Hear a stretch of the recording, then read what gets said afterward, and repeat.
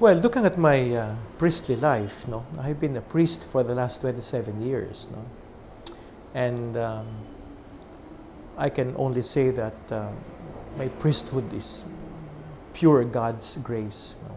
That's why I've been a priest up to now, happy, fruitful in my ministry, and hopefully, with God's grace, growing in love and holiness. No? You know, I was raised in a middle-class family, and we were two in the family. I'm the only boy in the family. And it was already late when God called me to the priesthood. I was already 21 years old, you know. I used to have a lot of friends and female friends before, even girlfriends before. But, you know, when the Lord calls you, you will never be the same again. He called me when I was 21 years old. I was already a professional working in Makati, When He called me to the priesthood, I was having breakfast that time.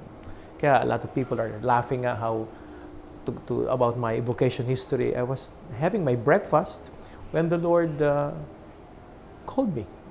I thought it's a locution, you call it. You heard the call of the Lord, you become a priest.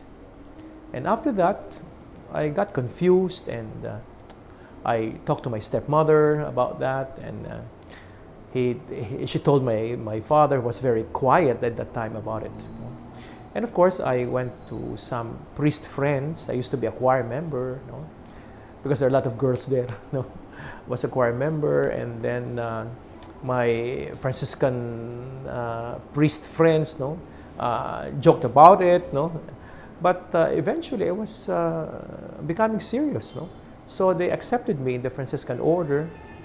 But after 2 years of discernment, they thought, my spiritual director thought that I'm not cut for religious life, But because I felt the calling within me, I went to Cardinal Jaime Sin, the Archbishop of Manila during that time, And he accepted me generously, and he was also the one who ordained me in 1987 as a priest in the Archdiocese of Manila. I was trained by the Jesuits in the San Jose Seminary in my theology, my philosophy with the Franciscan, and my theology under the Jesuits. So I thought my spirituality is Francignation.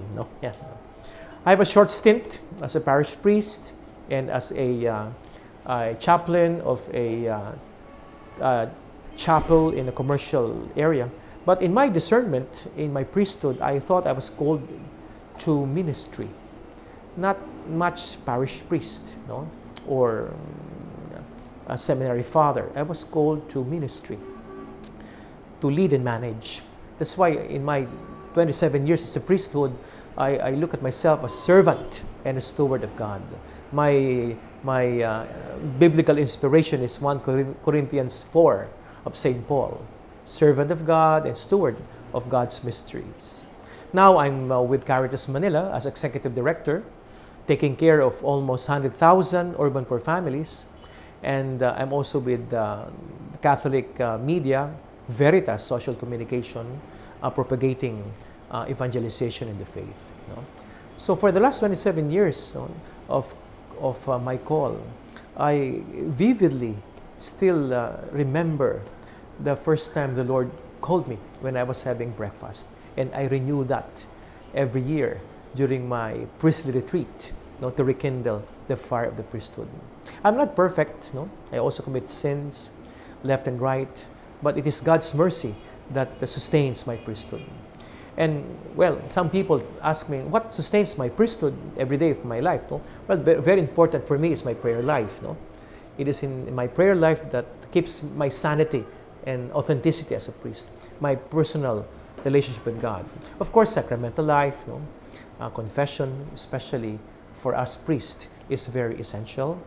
Spiritual reading, to inspire us to give more effective homilies, and personal renewal, the power of spiritual reading. Priestly brotherhood, to seek counsel and solace with my brother priest. And last but not the least, what sustains me fruitfully and effectively, modesty aside, in my priestly leadership and management is my work with the poor. It is the poor, working with the poor. In my work in Caritas Manila, in the cooperatives, in the NGO, it is my work in the poor that saved my priesthood and makes my priesthood truly exciting and meaningful. So I thank the Lord for the gift of the priesthood for the last 27 years, and I can say I will die as a priest of Christ. God bless. For information on the priesthood or religious life, log on to www.ewtn.com/religiouslife.